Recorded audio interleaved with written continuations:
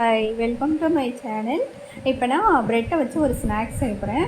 வீட்லேயே சட்டுன்னு செய்யக்கூடிய ரெசிபி இது. சாப்பிட அவ்வளோ ஒரு டேஸ்ட்டாக இருக்கும். கண்டிப்பாக ட்ரை பண்ணி பாருங்கள்.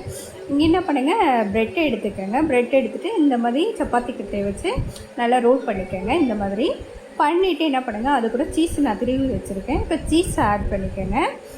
அப்புறம் அங்கே நான் ஒரு சாக்லேட் வச்சுருக்கேன் இல்லையா, 5 ஸ்டார். அதை என்ன பண்ணுங்கள், 2 துண்டாக கட் பண்ணிக்கோங்க. கட் பண்ணிவிட்டு 5 ஸ்டாரையும் ஒன்று அதில் வச்சு அப்படியே ரோல் பண்ணிவிடுங்க. பாருங்கள், இந்த அளவுக்கு ரோல் பண்ணி எல்லாத்தையுமே அதே மாதிரி ரெடி பண்ணி வச்சுக்கோங்க.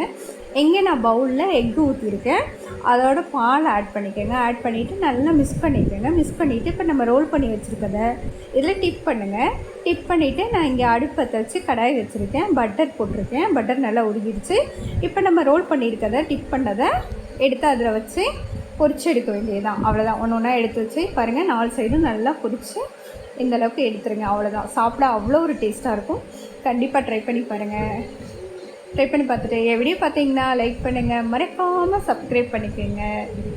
பாய்.